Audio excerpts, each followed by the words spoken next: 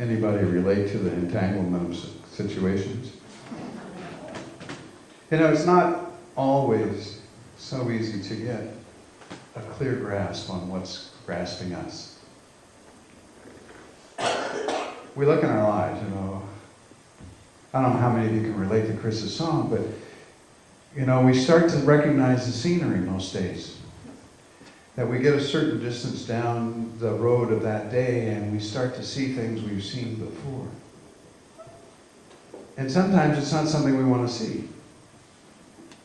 Sometimes what we're looking at is something we've been hoping we wouldn't see again. But there it is, happening one more time. And sometimes it seems a mystery how that happens. You know, we go out of our way to try to think the right thoughts, we go out of our way to try to do the right things, and yet, here we are again. And I think we need to stop for a moment. You know, my spiritual practice is stop, look, listen. When I'm on that road where I've been down the road before, instead of continuing to the end of it where I know what it looks like, I stop. You know, you're not where you are by accident. You didn't wake up some morning and suddenly life became that way.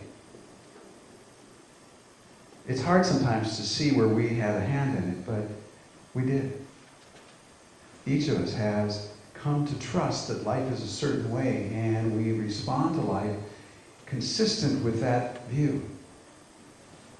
All of our decisions are consistent with that view that we have about life, and thus about ourselves, and thus about what's possible and not possible here and now.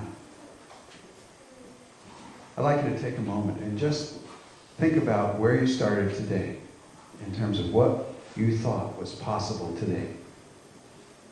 To stop. You know, you have some assumptions about what you could do and could be today. It's not to say that you believe that's your total possibility, but today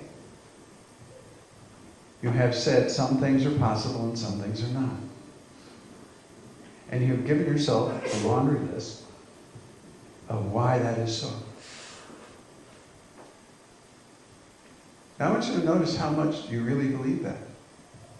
And I want to substitute another word for believe. How much you really trust that that's so. I don't know which of these sayings on the wall brought it to mind, but I remember the very first time I took a zip line.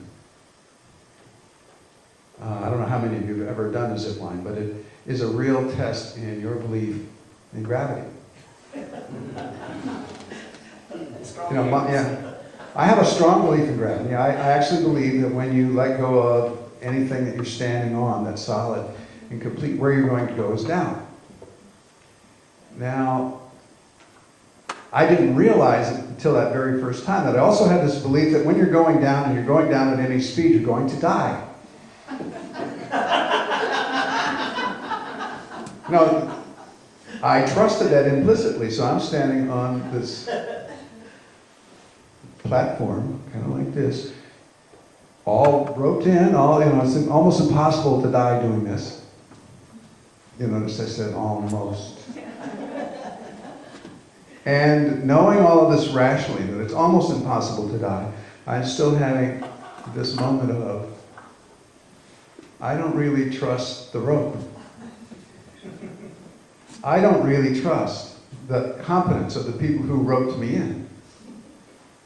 What I do trust is that if I go down fast, I'll die. And that's trust. Now, is it true? Well, obviously I'm still here. No, it wasn't true. But I trusted it. I lived my life from that kind of a notion that I recognized that I developed when I was 7 years old. And I went to an amusement park. It was a little tiny kids' amusement park. And my mother left me on the roller coaster and went with everybody else to get ice cream. And the guy running the roller coaster thought that was such a good idea, he went too. So there I am all alone on this roller coaster where I keep going down fast.